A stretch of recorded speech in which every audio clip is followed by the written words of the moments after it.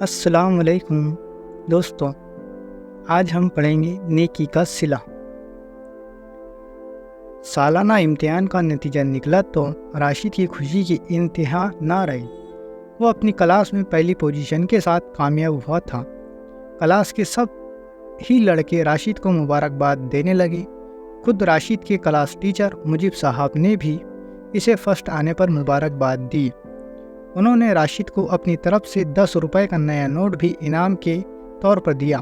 راشد نے مجیب صاحب کے دیے ہوئے نوٹ کو خوشی اپنی قمیض کی جیب میں رکھا اور ان سے اپنی رپورٹ بک لے کر تیزی سے گھر کی طرف چل دیا تاکہ اپنے ابا جان اور امی جان کو بھی اپنے فرسٹ آنے کی خوشی کی خبر سنا دے۔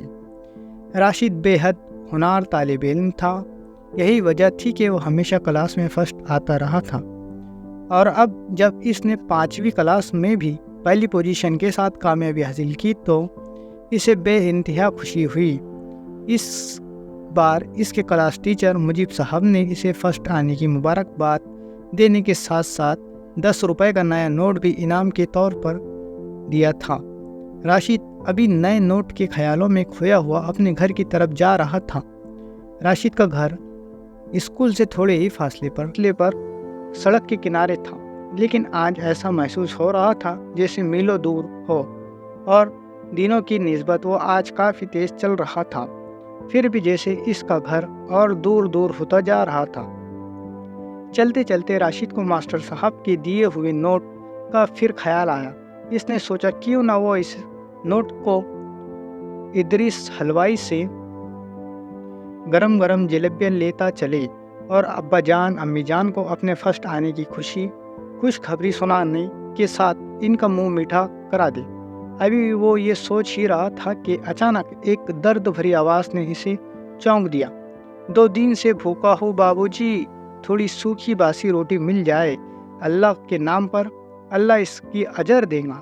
راشد نے چونک کر پلٹ کر دیکھا۔ اس کے سامنے ایک اندھا فقیر پیپل کے درخت سے ٹیک لگائے کھڑا تھا۔ اس فقیر کے جھریوں بھرے چہرے سے ظاہر ہو رہا تھا کہ وہ واقعی بہت بھوکا ہے۔ بھوک کی وجہ سے اس کی آواز بھی ٹھیک طرح نہیں نکل رہی تھی۔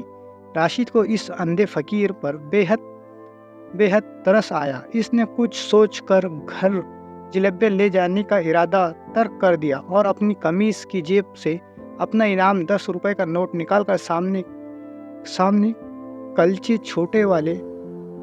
چھوٹے والے کی ریڑھی کے قریب گیا اور ریڑھی والے سے 2 روپے کے کلچے چھولے خرید کر فقیر کے حوالے کرتے ہوئے بولا، بابو یہ کھا لو، کلچے چھولے ہے۔ کلچے چھولے کا نام سن کر فقیر کے مایوس چہرے پر خوشی جھلک آ گئی۔ اس نے راشد کو بہت سی دعائیں دیکھ کر اس کے ہاتھوں سے کلچے چھولوں کا پتہ لے لیا اور جلدی کھانے لگا۔ راشد تیزی سے آگے بڑھ گیا۔ راشد کا گھر بالکل قریب آ گیا تھا، صرف سڑک پار کرنا باقی تھا۔ وہ تیزی سے قدم بڑھاتا ہوا سڑک پار کر رہا تھا۔ فرسٹ آنے کی خوشی کا نشہ راشد پر اتنا چڑھا ہوا تھا کہ اسے اتنا بھی ہوش نہ رہا کہ اس کے دائیں طرف سے سڑک پر ایک بس بہت تیز رفتار سے چلی آ رہی ہے۔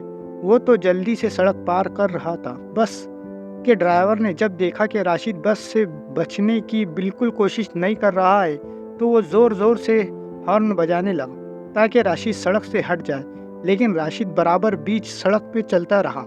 چند لمحوں بعد بس راشد کے بالکل قریب آ گئی۔ اب راشد کو بچانے کے لیے بس کے ڈرائیور کے پاس اس کے سوا کوئی چارہ نہ رہا کہ وہ بس روک لے۔ اسی لیے اس نے اپنی پوری طاقت سے بس کی بریک دبا دی۔ بس الٹتے بچی لیکن رک گئی، مگر راشد نہ بچ سکا۔ وہ بس سے ٹکرا کر گر گیا اور بے ہوش ہو گیا۔ تھوڑی ہی دیر بعد سڑک کا سارا ٹریفک رک گیا اور سینکڑوں لوگوں کی بھیڑ بس کے گروہ جمع ہو گئی۔ راشد بس کے پاس بے ہوش پڑا تھا۔ راشد کو ہوش آیا تو اس سے پتہ چلا کہ اس کا دایاں پاؤں پلاسٹر کی پٹیوں سے جکڑا ہوا ہے اور اسپتال کے بیڈ پر لیٹا ہوا کرا رہا ہے۔ اس کے پلنگ کے دائیں طرف ڈاکٹر صاحب گلے میں آلہ ڈالے کھڑے تھے۔ ان کے ساتھ 2 نرسیں بھی تھیں۔ पलंग के बाएं तरफ इसके अब्बा और अम्मी खड़े थे। राशिद को होश में आते देखकर इसकी अम्मी की जान में जान आई और वो अपने रेशमी रुमाल से राशिद के माथे का पसीना पोंछते हुए एकदम बोल उठे, बेटे तुम होश में आ गए, अच्छे तो हो तुम, तुम्हारे पाँव में दर्द हो रहा है क्या? लेकिन राशिद कुछ न बोला, वो बराबर रोए जा रहा था। वो आंखें फाड़ फाड़ कर कभी डॉक्टर को कभी अपने पाँव को देख रहा था और सोच रहा था, मेरे पाँव को क्या हो गया है, मैं कहाँ हूँ, ये डॉक्टर और नर्सें मेरे पास क्यों खड़ी है? तो क्या ये अस्पताल है? अगर अस्पताल है तो मैं यहाँ कब और कैसे पहुँच गया? राशिद की समझ में कुछ नहीं आ रहा था। आखिर इसने थक हार कर रोते रोते अपनी अम्मी से पूछ ही लिया, मेरे पाँव को क्या हो गया है अम्मी? कुछ नहीं। राशिद की अम्मी ने इसकी आंखों से आंसू पोंछते हुए तसल्ली देने के अंदाज में कहा, मामूली फ्रैक्चर हुआ है, जल्दी ठीक हो जाएगा। फ्रैक्चर का नाम सुनकर राशिद जैसा हिम्मत वाला लड़का भी घबरा गया। इसने अपने पाँव की तरफ देखा जिसमें अब भी सख्त दर्द हो रहा था। वो कुरा उठा। राशिद को कराते देखकर इसके अब्बा बोले, बेटे घबराओ नहीं, हिम्मत से काम लो, खुदा का शुक्र अदा करो कि इसने अपने रहम करम से तुम्हें बचा लिया, वरना आज तो। हाँ बेटे, राशिद की अम्मी ने भी कहा, न जाने आज कौन सी नेकी तुम्हारे काम आ गई जो तुम बच गए, वरना हम तो ये सुनते ही तुम्हारा बस से एक्सीडेंट हो गए, अपने होश व हवास खो बैठे थे। नेकी और बस एक्सीडेंट सुनकर राशिद को सब कुछ याद आ गया। इस फकीर की याद आ गया जो बहुत भूखा था और जिस पर तरस खाकर इसने कुछ कलचे छोले खिलाए थे। फिर राशिद समझ गया कि नेकी कभी रायगा नहीं जाती, इंसान को नेकी का सिला ज़रूर मिलता है।